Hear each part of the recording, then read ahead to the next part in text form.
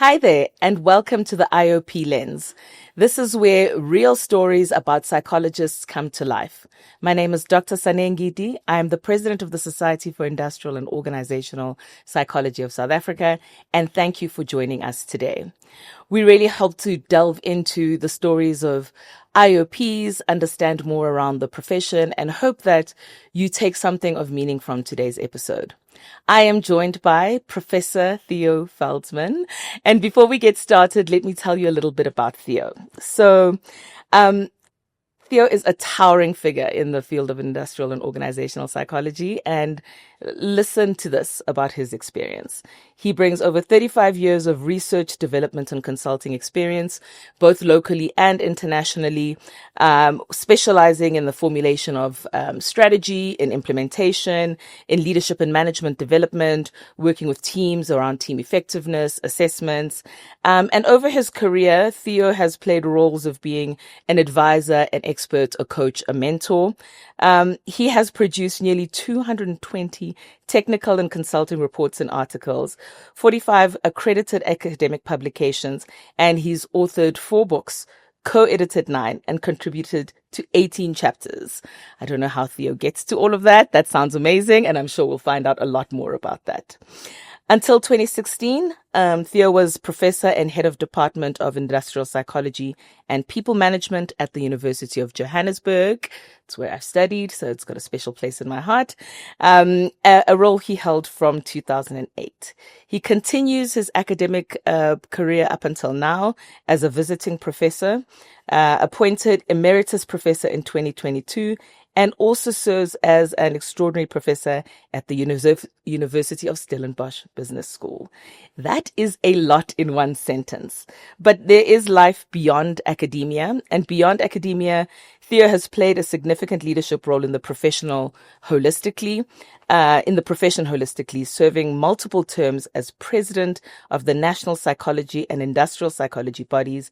He's a fellow of SIOPSA and has received numerous honors and lifetime achievement awards from the SABPP, and the University of Johannesburg.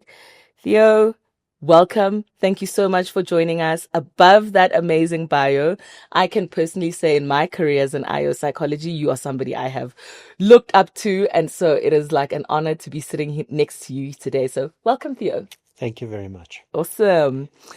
Before we get started on the topic at hand today, I'd really like to hear more about you, Theo, because no journey of an IO psychologist or no story is the same. And so we want to start by understanding a little bit about you. How did your journey to IO psychology begin? What drew you in? I actually, in a sense, came into the field by default, if we can put it that way. When I went to varsity, I wasn't sure what I wanted to become. And the advice I got from a counseling person, the student counselor at the University of, it was then called Port Elizabeth, said in the end, if I look at your results, I would suggest you do a broad-based BCom degree with industrial psychology, and in those days it was called business economics. And you know what happened virtually after 6 months? I realized industrial psychology is what I want to do. In my third year, I actually did better in business economics than in industrial psychology. I said that's what I wanted to do. I just got this whole idea that work plays a central role in people's lives and also in my own life just attracted me, and I got intrigued by this. And yes, that's how I became an industrial psychologist, or as nowadays I like to prefer to call myself a work psychologist, because I think industrial has become dated. The term, not the field, the term. We'll get to that. Do you think, Theo, then, when you had this passion for IO psychology as a student, do you think you knew then what you would be today? No, I think it's a journey. And also what's the amazing thing, if you keep on growing, the new perspectives open up all the time. Yeah. I mean, obviously you can get stuck at a point, and this is what you do the rest of your life, like, a particular field. Let's say you just do this thing over and over and again. It's never been my kind of drive. I've always been there to explore new boundaries, to cross boundaries. So it's been an amazing journey of kind of reinventing and yourself on a continuous basis and learning all the time. Apart from what's happening in the context. I mean, nowadays the context has become very dynamic and changing all the time. I think I can personally really resonate with that. My story is a little similar to yours. When I went to university, I was like, I'm just going to do a BCom, but not sure about what it was. Ended up doing psychology and marketing, and through the journey fell in love with psychology in the world of work. And like, if I think about it now and where I am, it's such an incredible career to be able to follow, and the influence and the impact and the learning that sits in the journey of an IO psychologist. And I want to go back to what you said. The term industrial and organizational psychology from the outside can often feel confusing. It's like it's the assessment people. What else do they do? Frameworks, etc. So how do you ground IO psychology? And would love to explore more around the work psychology piece you were talking about. Yeah. Just by the way, also, just if I may revert back a little bit, what plays an amazing role along the way are your lecturers that open up new perspectives and really enriches the field for you and makes it exciting. And this one must pay a lot give them a lot of recognition that they actually make the field exciting. And I had many of those along the way, which I'm very grateful for. I think in terms of the grounding, I mean, I was part when I got professionally involved in the society. At that stage, and I'm talking about probably, I had my studies was in the 70s. I completed my doctorate in the early 80s. So it's going some time back,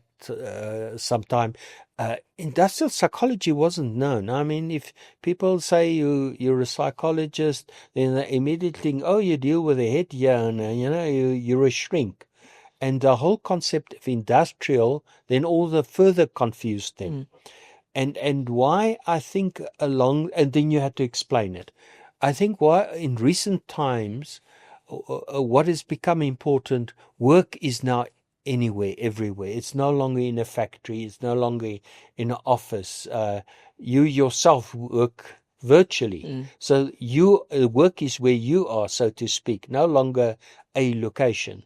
And therefore we as the work psychologists of this age have to follow, or the psychologists of this age go where the work is. And in that sense, it makes us work psychologists.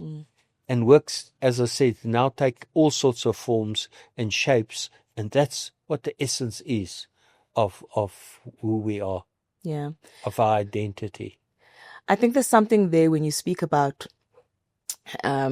your lecturers and the influence that they've had in your interest in the profession that extends to places like SIOPSA itself as a community. Because if I look at Sane as a student and now as a member of SIOPSA as a body, I have access real time to those very lecturers, to people who are leading in the field now, to emerging work psychologists, to individuals like yourself.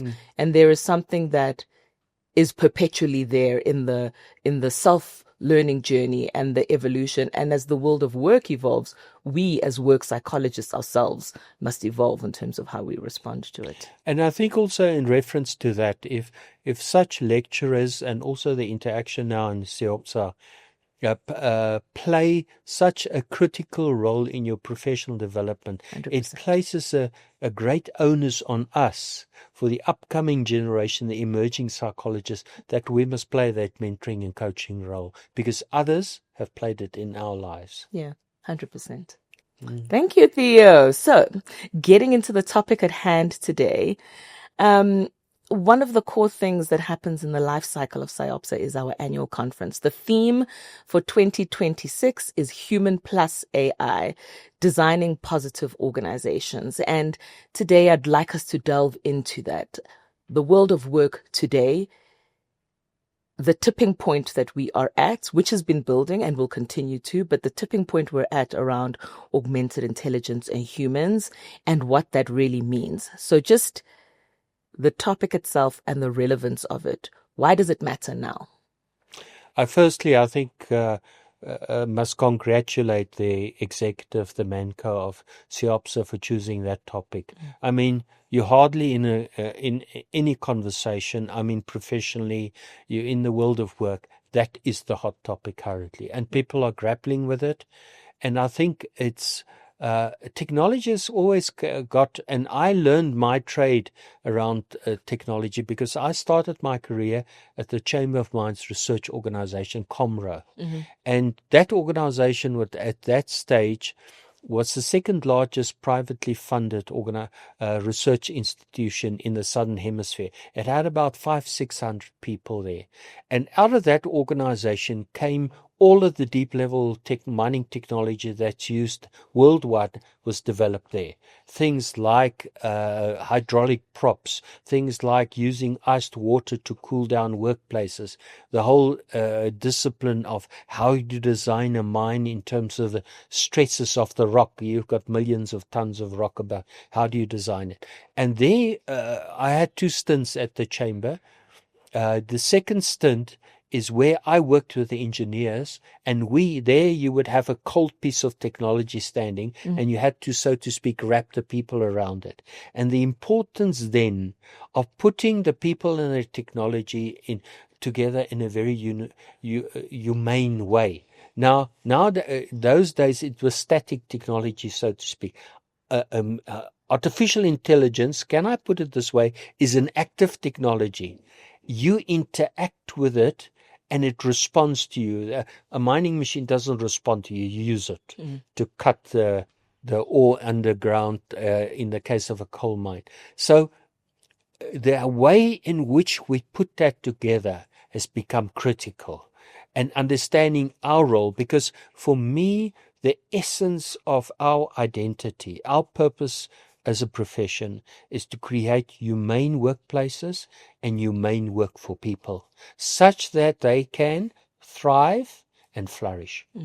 Now, when you bring such a technology, very, very progressive, sophisticated, into the workplace, how do you put it together such that the dignity and there's dignity and respect for people and for me, the first understanding that we have to have is technology does not replace the human beings. Technology has to remain a tool, a means to achieve an end.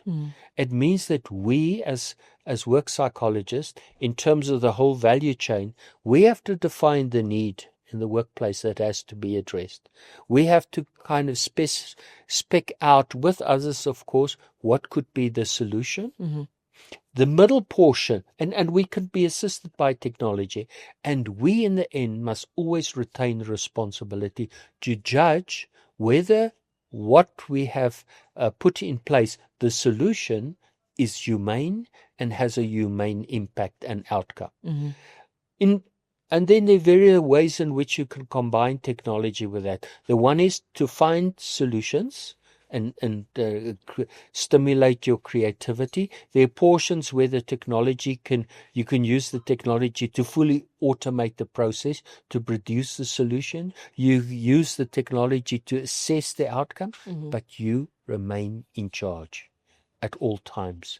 And that's the role it has to play, the technology.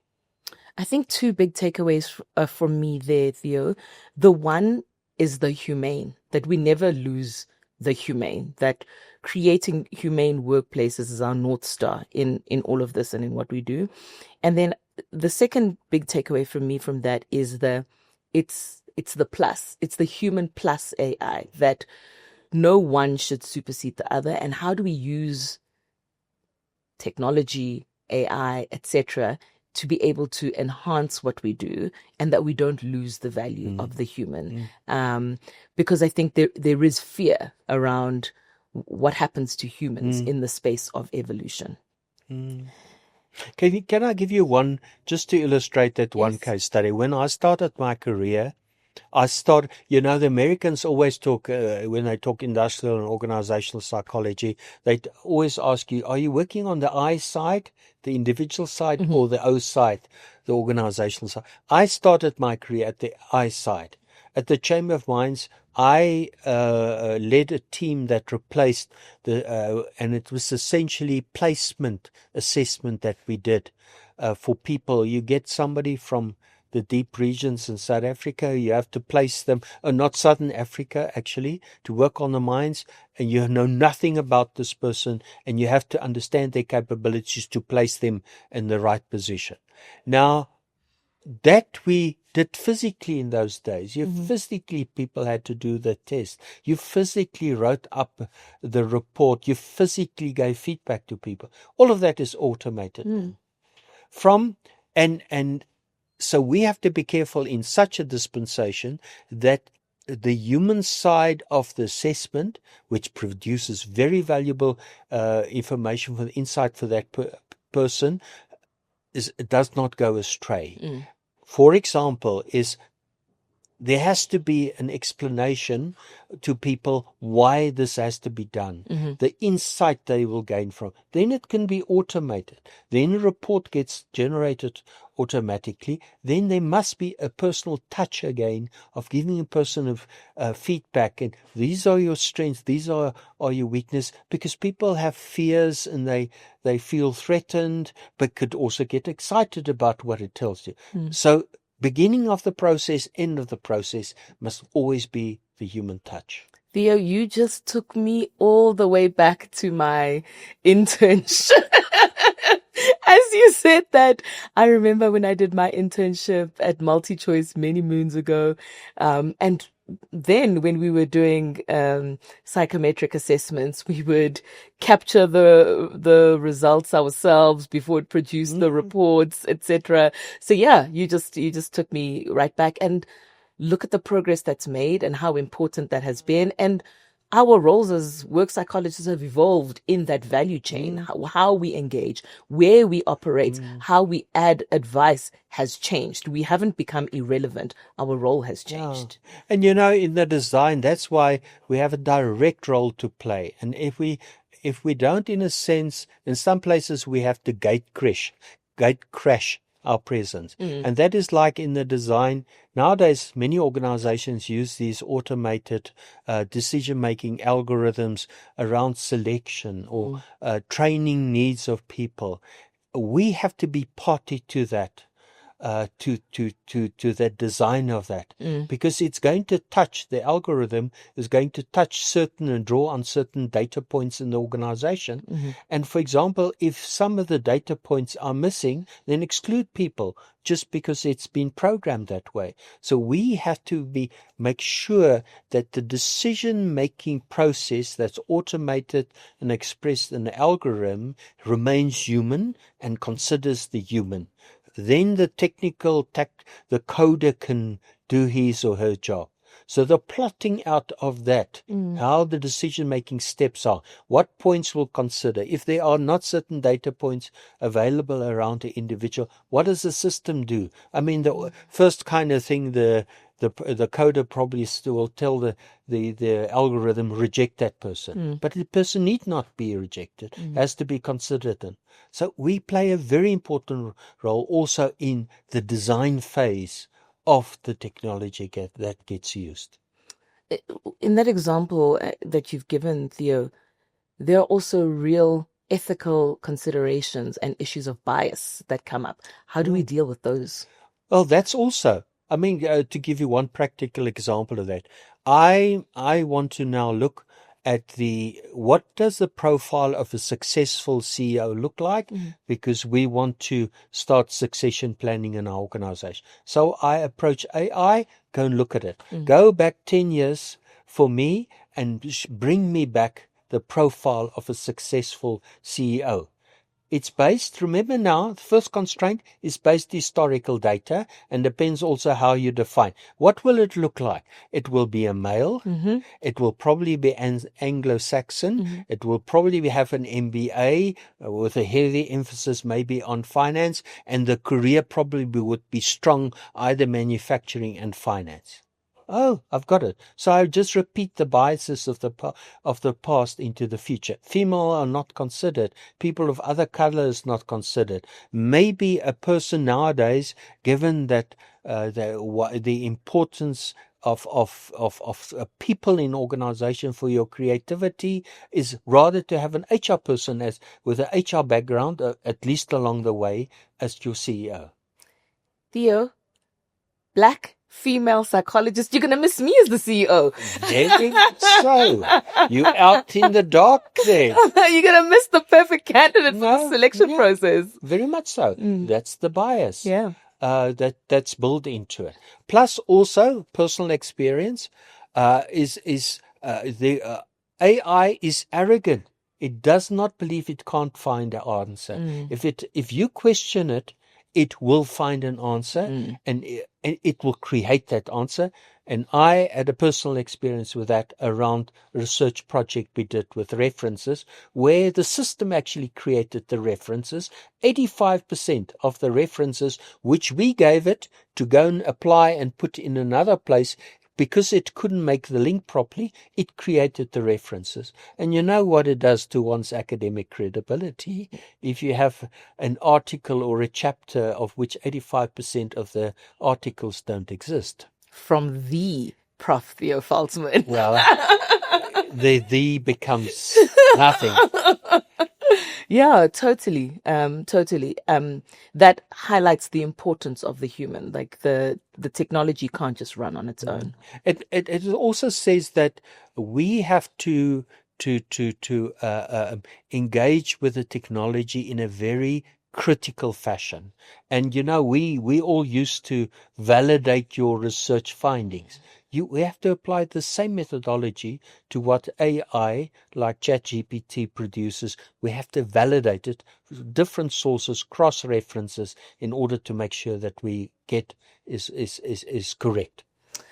You touched on something when we were chatting earlier, which I found really interesting, which is it's not just about any human and the technology. It's about you as a person. Talk a little bit more around that. The first principle of psychology is individual differences. We're unique.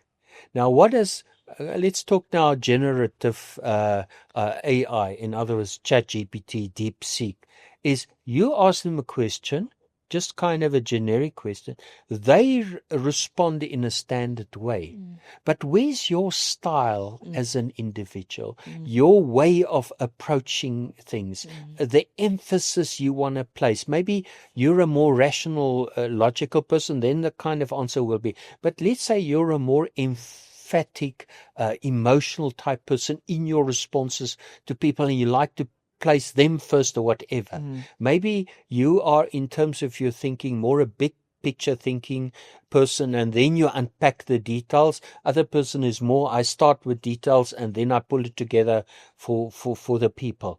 Where's that style? It's actually, if ChatGPT standardizes the response and it's the same cookie cruncher type thing, I think what's important is that you always say, and in that strange way, artificial intelligence needs to force us, if you're not lazy, let me put that qualifier, to think who I am, be aware of who I am, and say, I want that style, that approach, that mindset kind of thing. I want in my answers that use it, bring it, it must be reflective of that, and somehow I have to specify it to say, this is how I want you to mold and to shape and to frame that answer you give me. Yeah, I mean, I confessed deep user of ChatGPT and all forms of technology, often use it. But you're a real person here. But I'm a real person here, and what I do is I do say it in my tone or rewrite it this way and this way. But what I like about what you've said is, how do I reinforce that more and more to make sure that it really continues to be my tone, my thoughts that are coming through, and I'm using it to enhance, as opposed to just taking the cookie cutter response and running with it. Cutter. Yeah. I think also the other danger for me is that ChatGPT and the likes make us lazy. It actually undermines our creativity. I mean, what we must understand that those models or systems are based on historical data, on millions of data points, but it reflects the past. Yes, it can come up with millions of different permutations and combinations we can't imagine, but it can't move from, in the system, in the answer it gives, from Newton's theory about gravity in the universe to Einstein's theory of relativity. That it can't do. It can only give you back, if Newton is in the database, only Newton. It can't give you Einstein. So we'll have to be very careful that we don't become lazy in terms of creatively working. Yes, these are all nice permutations. But what is the new stuff that goes beyond the existing boundaries of our knowledge? How are we creating space for completely new or novel ideas and not just especially in a world that is being challenged currently? We can't come up with the same answers. We have to come up with different answers, which implies that we may have to ask questions that ChatGPT may not even understand. And then I would see that as quite a great thing. If we ask ChatGPT, well, although it's arrogant, hey, as my personal experience, but you can ask a question, it says, I don't have an answer to that. Then you're in the right terrain. And then maybe you can explore with what historically has happened. I mean, we know that ChatGPT, like I've read recently, the pharmaceutical industry takes so many years to develop new medicines. It costs millions of rand, and they think things like artificial intelligence would expedite that process tremendously for the benefit of all. But you first have to specify for what solution I'm looking for what kind of ailment. You got to know what you're looking for, and you also got to know when it comes back with the response, what you don't want. Yeah. Now, the best way to get rid of this ailment is chop off your arm. We'll start with you. Let's start with you, and then if it works, or maybe we'll come you to can me. do better with less toes or fingers. That's the best solution. And that's a part of the arrogance of this technology. Yeah. Now, Theo, we're talking about human and AI now, but organizations, society, yourself, you've been on a journey to get us here. And part of that was in 2020, was it, yourself and some colleagues from SIOPSA did some research and writing about the future of work. Tell us a little bit more around that. Yeah, this is actually the book, if I may show it this way. Of course. And it was an amazing experience. We were a team of 14. And what was interesting at the time we did it is the project was conceived in 2019. And it was planned in a series of work sessions, also involving the SIOPSA Conference of this year. Next moment, COVID happens. Immediately, we had to switch technology. And this whole book essentially was done by virtual conferencing, using Zoom, because that was the best for us, and actually working through the themes. And actually, then eventually we came out of the lockdown, and the final conference was where we looked at what was on the table and people to assess it. Along the way, close on 100 people partook in this exercise, joining work sessions. And the purpose of this book is 5 to 10 years out, to prepare the work psychologist for the future, to kind of reprogram himself, reimagine himself to get ready for the future. So it starts off with a new world of work, and that was led by Ruwain and his little team. Then it moves on to Sharon did that with also another couple of people around. We have to, in this new world, because it's so fluid, we need to establish a proper moral, ethical base, because you can't make decisions if you don't know what you stand for. And they took that part. Then Natasha and her team looked at, okay, We know now what the world looks like. This is the base from which what does our identity need to look like? And then Charlene, next part, her team looked at the competencies required to match up that identity, and then the last one was about what research do we need to actually get ahead in terms of just thinking the right. I want to look at just make sure I didn't miss one thing. Yeah. It was the capabilities and then the research. I thought for a moment I skipped something. And really, I think this book is relevant. And the one suggestion I want to make, because that you also said, what are tremendous moments in your experience at IOPSA? This was a team of 14 people, never worked together before, and we did it together, and under using the technology of the time because of lockdown. So it was actually illustration of the new way of working. I want to suggest that at our annual oath ceremony, that each of the people making a pledge at that occasion get a copy of this book. Are you sponsoring it? No, SIOPSA can sponsor.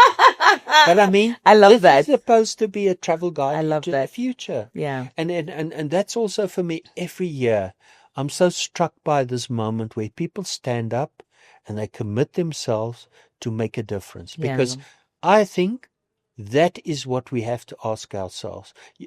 There's been a shift also in what I've seen in the role of a work psychology. When I started, our role was more like provide the means for management to make the organizations better, to achieve more productivity, more profit.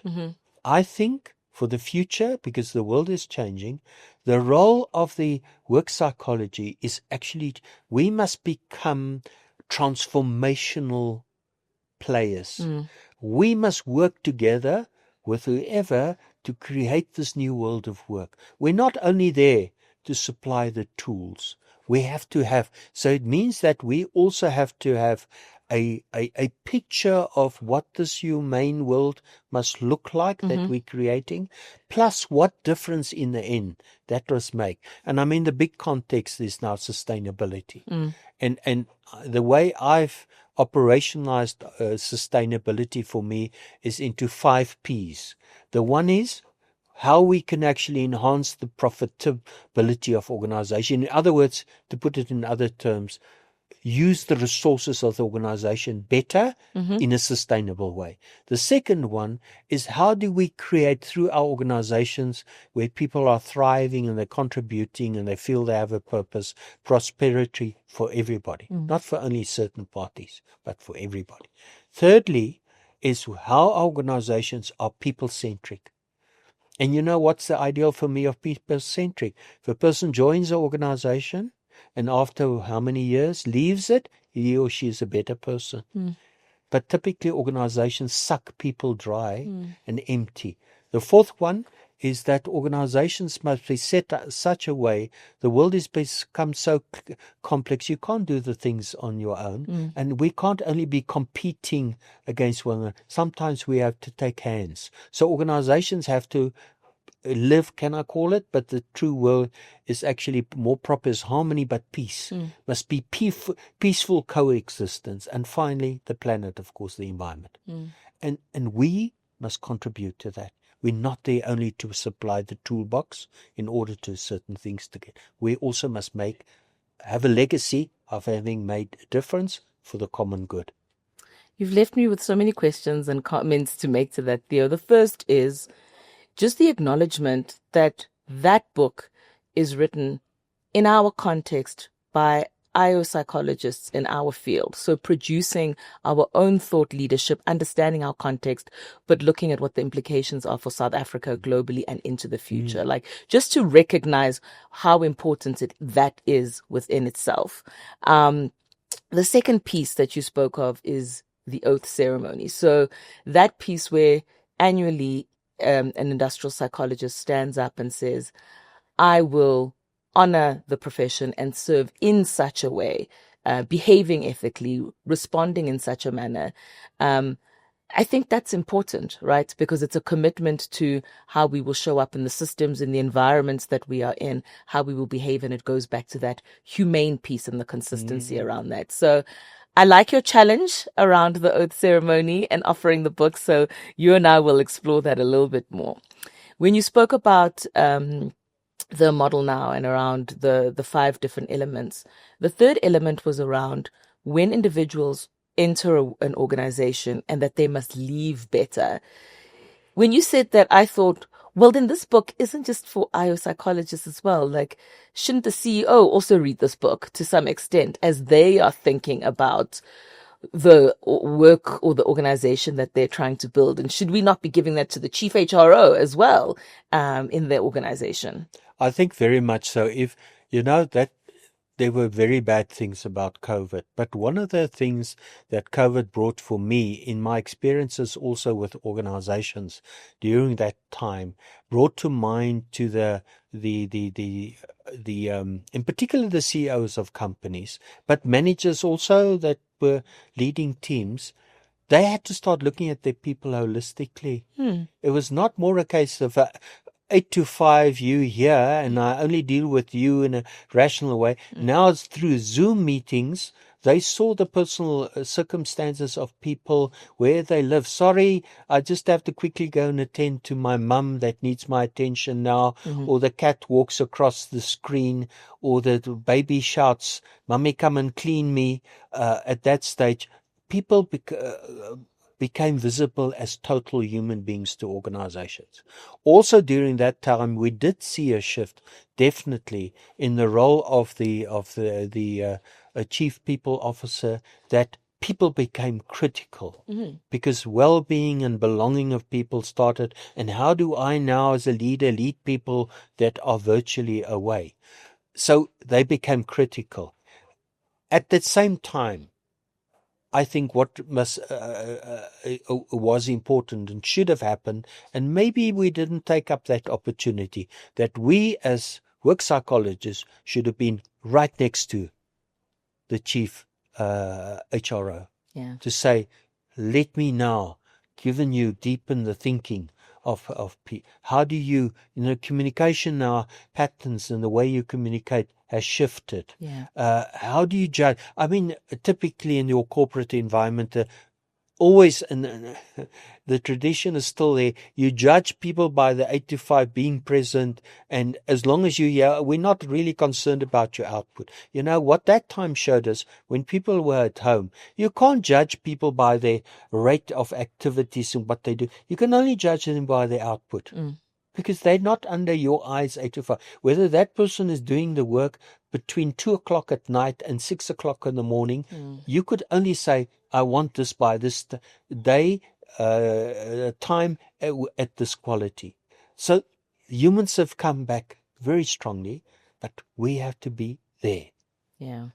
I mean, and also when you make the decisions of how to virtuously, in a virtuous manner, in other words, values-driven, combine people and technology, we have to be present. Yeah. One of the critical elements that we focus on in the equation of human plus AI in designing positive work organizations is the triad. And the triad is this relationship between work psychologist, HR, and leader, and how this triad is critical to truly transforming systems.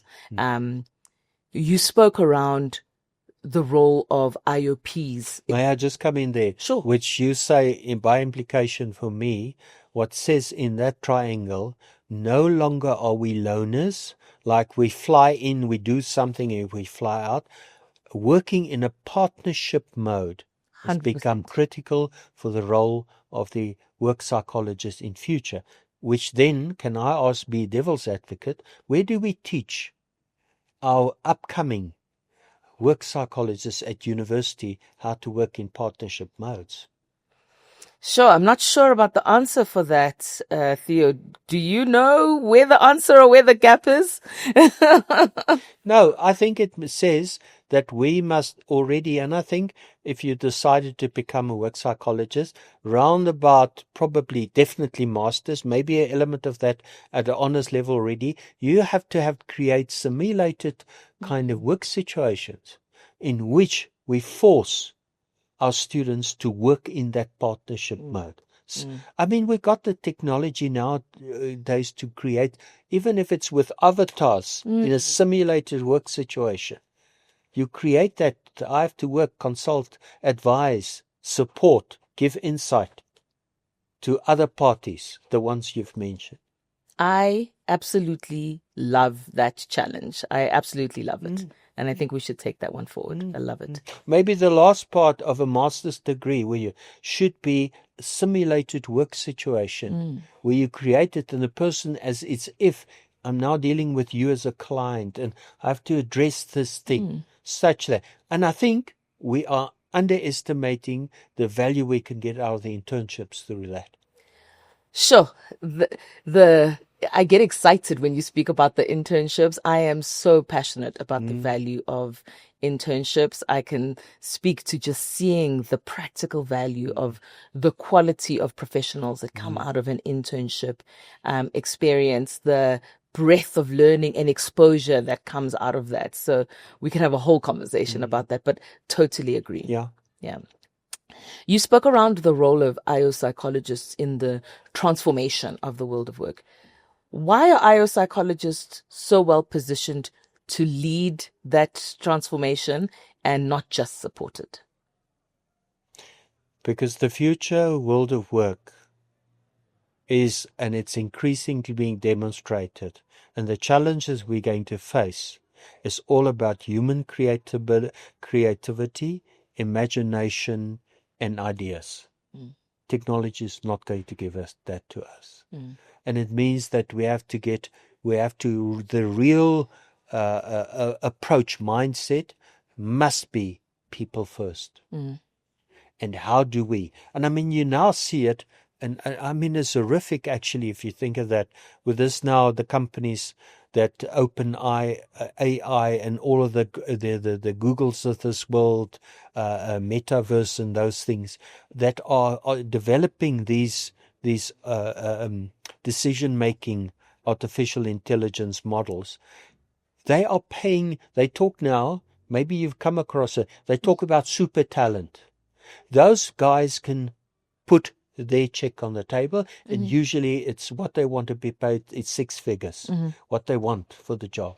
So it's all going to be power. Yes, there's portion, and there's also now an interesting trend that's been observed. It seems that artificial intelligence, especially the chat GPTs and DeepSeeks, impact mostly in organizations your middle management. That is my kind of processing, combining things, whatever. And at the lower level, the what we used to call the blue collar worker is using it much more as a tool, etc. And in their work per se, I mean, artificial intelligence can't fix a leaking pipe, hey? Or if your electricity goes down, how to get it up and running again. You can try Google, you can try ChatGPT, that solution. You're not going to solve it. But you have to, they may tell you step 1, step 2, step 3, but you still have to go and do it. And I mean, at the top level, the leadership had to think about those new opportunities, the challenges the company face, the risks they run. ChatGPT can't do that for you. So for me, it is, we have to be there to bring and alert, prepare, capacitate the parties you've mentioned, the leadership, the HR, about what does it mean to be human, and how do you make people in the workplace that you set up thrive and be the best they can be. Yeah. I mean, just take a simple example, and I've learned this later. I've helped many companies put in performance management systems. Now, the HR person is very good at designing the process. But what does it do? Most cases, people would say to you that your performance management system is demotivating. You feel despondent once you've had your annual performance appraisal session. Because why? The emotional element has not been built into it, and that we bring to bear. The HR specialist can vary, this is the procedure. But I mean, take a very simple example. I always play with that with my students. The rating scale. What is the more motivating rating scale? And that's where you have to, what we call, apply outside-in thinking. From the person that be assessed, what will be more motivating? Then the debate is, it's a 5-point scale, it's a 7-point scale. What I've learned in the end, and that came straight out of practice, my interaction with the organization, the person said, you know what you actually only need? And I've now followed that subsequent year. You say you only need a 3-point scale. Why? Because everybody knows if you go 5-point scale, the chances of you getting a 5 are so slim. Except if you know the boss and maybe you've massaged you somewhere. And even if it's a 7, even less. Hey, don't take us to Coldplay. You only need a 3-point scale. You've underperformed. You performed on requirements. You've exceeded performance. This you can judge then by how much you've exceeded performance, or by how much you've actually did not meet it. But only 3 points, and everybody knows I'm only going to be in one of those 3 categories. So we must bring the human side to it. The human side also to selection that's now been fully automated. Things like that. Yeah. Theo, I mean, even in the space of well-being now, in terms of coaching, you now get automated coaching systems.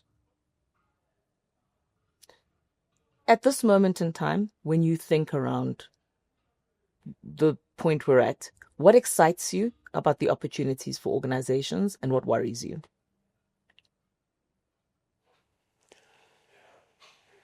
The excitement says that for me, if we take it right, we actually and I mean, we now are only talking artificial intelligence. The way I've worked out the fourth industrial revolution for me, I work with an acronym called DIVAS.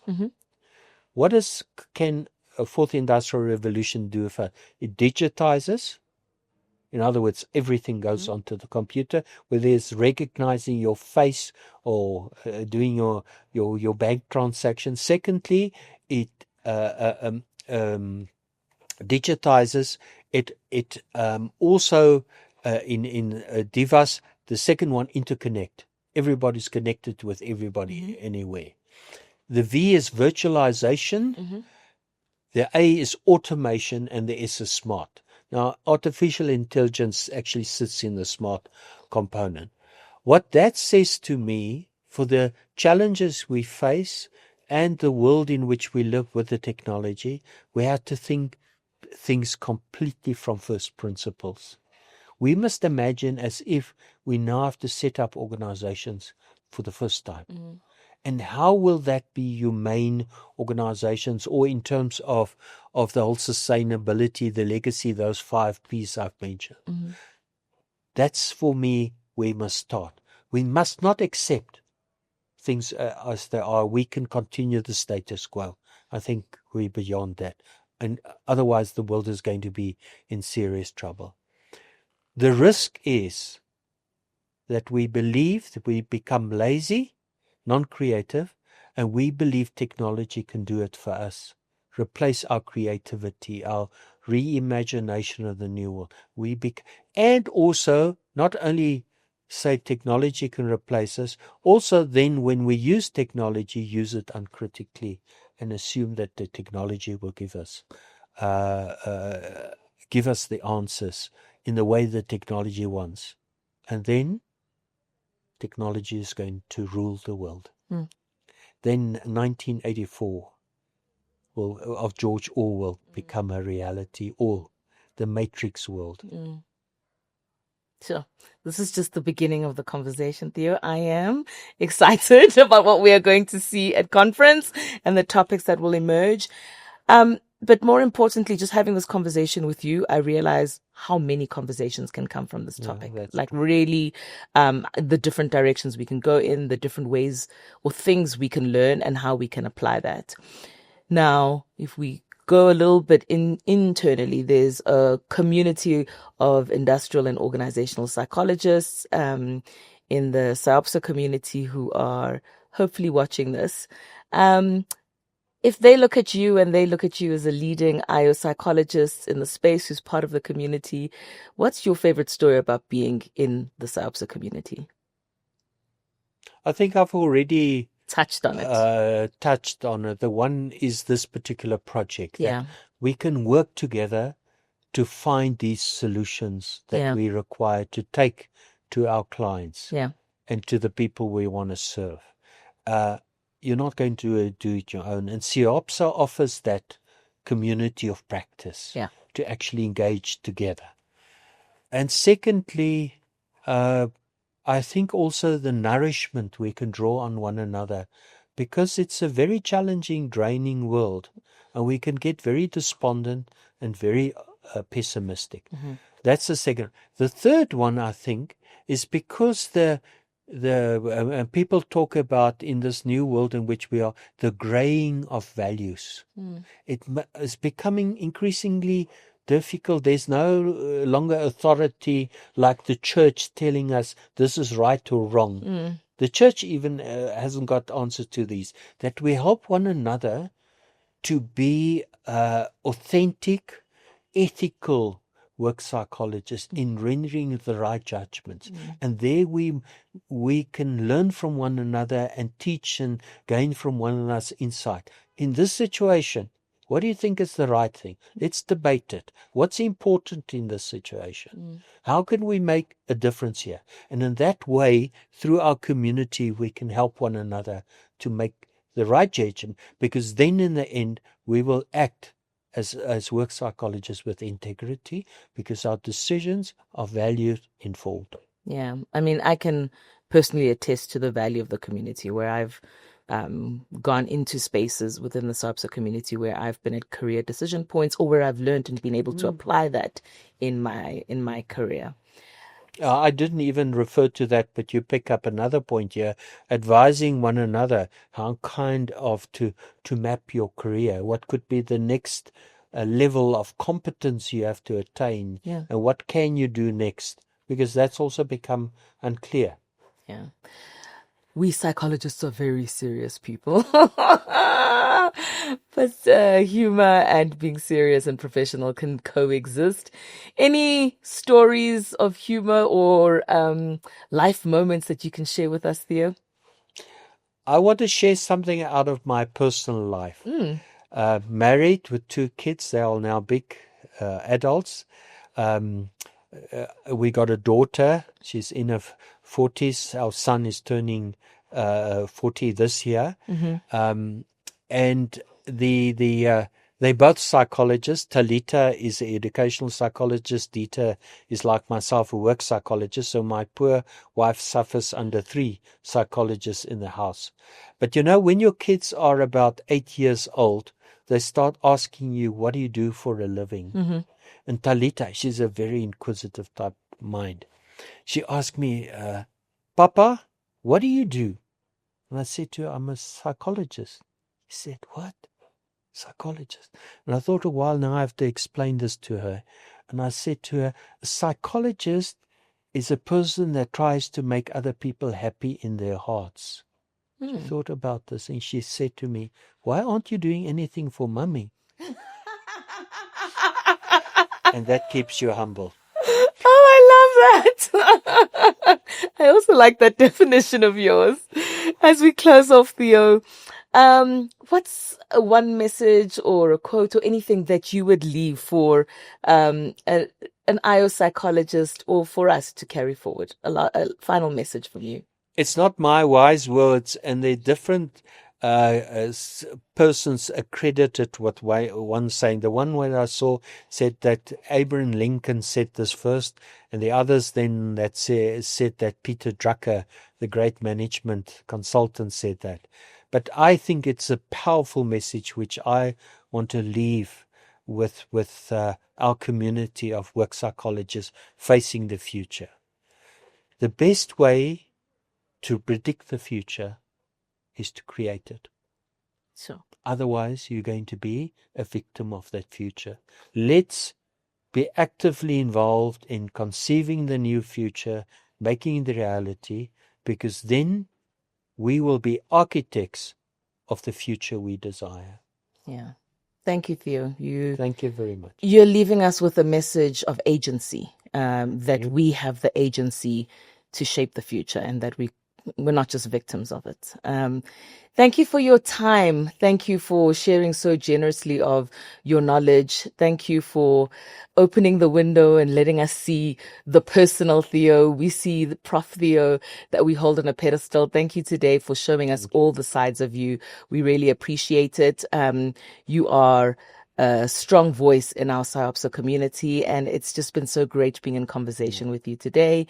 And you have excited me about our conference theme. So thank you today. Thank you for having me. It's a pleasure. Thank you for joining us in this episode.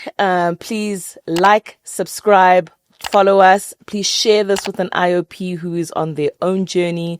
If you are interested in this topic and more around human plus AI and designing positive work organizations, join us either virtually or in person for the SIOPSA Conference in July. We would love to have you there. If you'd like to know more about SIOPSA, please follow us on our website, www.siopsa.co.za. You are more than welcome to catch us on all our other social media platforms. It's been such a pleasure having you with us on the IOP Lens, and we look forward to seeing you again on our next episode. I'm Dr. Sane Ngidi, President of SIOPSA, a work psychologist, and I've had a wonderful time with you today. Thank you.